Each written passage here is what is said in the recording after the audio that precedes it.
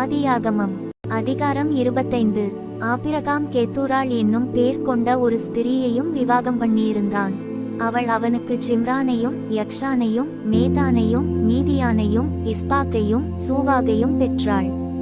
யக்ஷான் சேபாவையும் தேதானையும் பெற்றான். தேதானுடைய குமாரர் அசூரிம், லெத்துசீம், லேயுமீம் என்பவர்கள். மீதியானுடைய குமாரர் ஏப்பா, ஏப்பேர், ஆனோக்கு, அபீதா, எல்தாகா என்பவர்கள். இவர்கள் எல்லாரும் கேத்தூராளின் பிள்ளைகள். ஆபிரகாம் தனக்கு உண்டான யாவையும் ஈசாக்குக்கு கொடுத்தான். ஆபிரகாமுக்கு இருந்த மறுமனையாட்டிகளின் பிள்ளைகளுக்கோ ஆபிரகாம் நன்கொடைகளை கொடுத்து தான் உயிரோடிருக்கும் போதே அவர்களை தன் குமாரனாகிய ஈசாக்கை விட்டு கிழக்கே போக கீழ்தேசத்துக்கு அனுப்பிவிட்டான். ஆபிரகாம் உயிரோடிருந்த ஆயுசு நாட்கள் 175 வருஷம். பிற்பாடு ஆபிரகாம் நல்ல நரைவயதிலும் முதிர்ந்த பூரண ஆயுசிலும் பிராணன் போய் மரித்து தன் ஜனத்தாரோடே சேர்க்கப்பட்டான். அவன் குமாரராகிய ஈசாக்கும் இஸ்மவேலும் மம்ரேக்கு எதிரே ஏத்தியனான சோகாரின் குமாரனாகிய எப்பெரோனின் நிலத்திலுள்ள மக்வேலா என்னப்பட்ட குகையிலே அவனை அடக்கம் பண்ணினார்கள். அந்த நிலத்தை ஏத்தின் புத்திரர் கையிலே ஆபிரகாம் வாங்கியிருந்தான். அங்கே ஆபிரகாமும் அவன் மனைவியாகிய சாராளும் அடக்கம் பண்ணப்பட்டார்கள். ஆபிரகாம் மரித்தபின் தேவன் அவன் குமாரனாகிய ஈசாக்கை ஆசீர்வதித்தார். லகாய்ரோயி என்னும் துறவுக்கு சமீபமாய் ஈசாக்கு குடியிருந்தான். சாராளுடைய அடிமை பெண்ணாகிய எகிப்து தேசத்தாளான ஆகார் ஆபிரகாமுக்கு பெற்ற குமாரனாகிய இஸ்மவேலின் வம்ச வரலாறு. பற்பல சந்ததிகளாய் பிரிந்த இஸ்மவேலின் புத்திரருடைய நாமங்களாவன: இஸ்மவேலுடைய மூத்த மகன் நெபாயோ, பின்பு கேதார், அத்பியேல், மிச்சாம், மிஷ்மா, தூமா, மாசா, ஆதார், தேமா, ஏத்தூர், நாபீஸ், கேத்மா என்பவைகளே. தங்கள் கிராமங்களிலும் அரண்களிலும் குடியிருந்த தங்கள் ஜனத்தாருக்கு 12 பிரபுக்களாகிய இஸ்மவேலின் குமாரர்கள் இவர்களே. இவர்களுடைய நாமங்களும் இவைகளே. இஸ்மவேலின் வயது 137. பின்பு அவன் பிராணன் போய் மரித்து தன் ஜனத்தாரோடே சேர்க்கப்பட்டான்.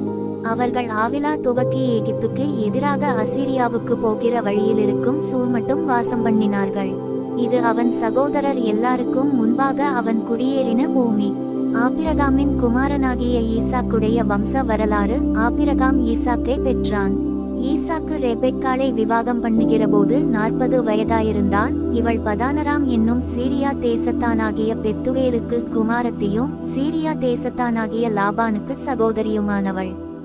மலடியாயிருந்த தன் மனைவிக்காக ஈசாக்கு கர்த்தரை நோக்கி வேண்டுதல் செய்தான். கர்த்தர் அவன் வேண்டுதலை கேட்டருளினார். அவன் மனைவி ரெபெக்காள் கற்பந்தரித்தாள். அவள் கற்பத்திலே பிள்ளைகள் ஒன்றோடொன்று மோதிக்கொண்டிருந்தன. அப்பொழுது அவள், இப்படியானால் எனக்கு எப்படியோ என்று சொல்லி கர்த்தரிடத்தில் விசாரிக்கும்படி போனாள். அதற்கு கர்த்தர், 2 ஜாதிகள் உன் கற்பத்தில் உண்டாயிருக்கிறது, 2 வித ஜனங்கள் உன் வயிற்றிலிருந்து பிரியும். அவர்களில் ஒரு ஜனத்தார் மற்ற ஜனத்தாரை பார்க்கிலும் பலத்திருப்பார்கள். மூத்தவன் இளையவனை சேவிப்பான் என்றார். பிரசவகாலம் பூரணமான போது அவள் கற்பத்தில் 2 பிள்ளைகள் இருந்தது. மூத்தவன் சிவந்த நிறமுள்ளவனாயும் சர்வாங்கமும் ரோம அங்கி போர்த்தவன போலவும் வெளிப்பட்டான். அவனுக்கு ஏசா என்று பெயரிட்டார்கள். பின்பு அவன் சகோதரன் தன் கையினாலே ஏசாவின் குதிங்காலை பிடித்து கொண்டு வெளிப்பட்டான். அவனுக்கு யாக்கோபு என்று பெயரிட்டார்கள். இவர்களை அவள் பெற்றபோது ஈசாக்கு 60 வயதாயிருந்தான்.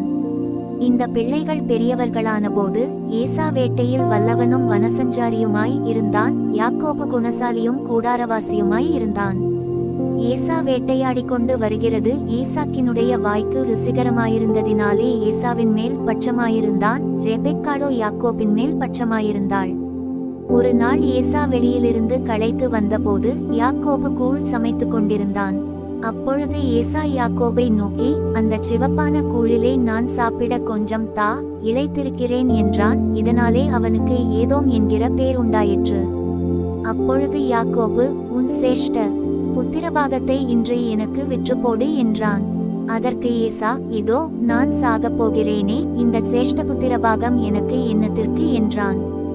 அப்பொழுது யாக்கோபு, இன்று எனக்கு ஆணையிட்டு கொடு என்றான். அவன் யாக்கோபுக்கு ஆணையிட்டு தன் சேஷ்ட புத்திரபாகத்தை அவனுக்கு விற்று போட்டான்.